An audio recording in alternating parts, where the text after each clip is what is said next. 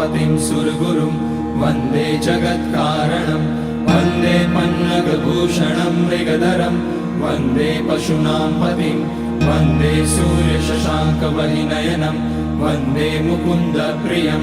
वन्दे भक्तजनाश्रयं च वरदं वन्दे शिवं शङ्करम् ॐ मृत्युञ्जयाय रुद्राय नीलकण्ठाय शम्भवे अमृतेशाय शर्वाय महादेवाय ते नमः। नमस्तेस्तु भगवन् विश्वेश्वराय महादेवाय त्र्यम्बकाय त्रिपुरान्तकाय त्रिकाग्निकालाय कालाग्निरुद्राय नीलकण्ठाय मृत्युञ्जयाय सर्वेश्वराय सदाशिवाय श्रीमान् महादेवाय नमः। ॐ नमः शम्भवाय च मयोभवाय च नमः शङ्कराय च मयस्कराय च नमः शिवाय च शिवतराय च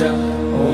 त्र्यम्बकं यजामहे सुगन्धिं पुष्टिवर्धनम् उर्वारुकमिव बन्धनान् मृत्योर्मुक्ष्यमामृतात् नागेन्द्रहाराय त्रिलोचनाय भस्माङ्गराय महेश्वराय नित्याय शुद्धाय दिगम्बराय तस्मै नकाराय नमः शिवाय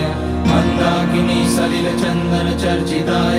नन्दीश्वर प्रमथनाथ महेश्वराय मन्दारपुष्य बहुपुष्य सुपूजिताय तस्मै मकाराय नमः शिवाय शिवाय गौरीवदनाब्जवृन्द सूर्याय दक्षाध्वरनाशकाय श्रीनीलकण्ठाय वृषध्वजाय तस्मै शिकाराय नमः शिवाय वसिष्ठकुम्भोद्भगौतमार्य मुनीन्द्रदेवार्चितशेखराय चन्द्रार्कवैश्वानरलोचनाय तस्मै वकाराय नमः शिवाय